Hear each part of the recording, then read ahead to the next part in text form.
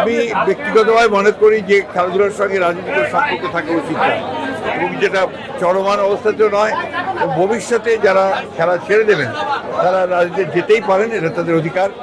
তবে এটা ব্যক্তিগত ব্যাপার আমি মনে করি, এবং এই অধিকার মানুষের সকলেরই থাকা উচিত, গণতান্ত্রিক অধিকার।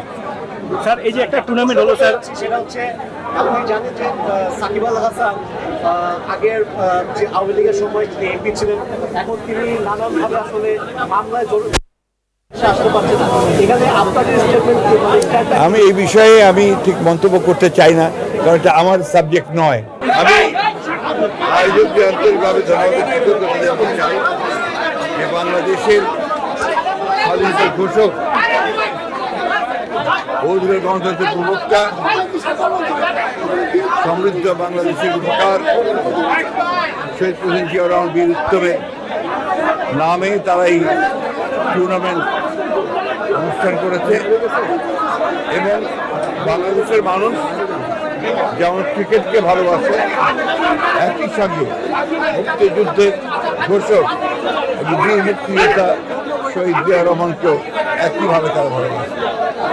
শহীদ জিয়াউর রহমানের যে ক্ষণজন্মা পুরুষ ছিলেন, এবং রাষ্ট্র গঠনের প্রতিটি ক্ষেত্রেই নির্মাণের অতি অল্প সময় তিনি যতদিন বেঁচে ছিলেন, তিনি চেষ্টা করেছেন প্রতিটি ক্ষেত্রকে উন্নত করবার জন্য, সংস্কারের মধ্য দিয়ে তিনি কাজ করেছেন। ক্রীড়াঙ্গনেও তিনি অনেক অভূতপূর্ব কাজ করেছেন, এবং তার সময়ে চেষ্টা করেছেন খেলাধুলা ক্রীড়াঙ্গনকে আরও বেশি অ্যাক্টিভ করে তোলার জন্য। আজকের আয়োজকদেরকে আমি আবারও আন্তরিক ধন্যবাদ ও কৃতজ্ঞতা জানাতে চাই, তারা আজকের এই দিনে এই মহান রাষ্ট্রনায়কের নামে ক্রিকেট টুর্নামেন্ট আয়োজন করেছে। আমি ধন্যবাদ জানাতে চাই এই সমস্ত দলগুলোকে যারা এখানে অংশগ্রহণ করেছেন, খেলোয়াড়দের যারা অংশ নিয়েছেন, এবং সকলেরই আগামী দিনের শুভেচ্ছা জানাচ্ছি।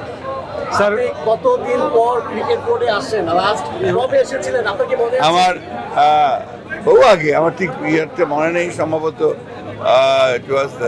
ইয়ার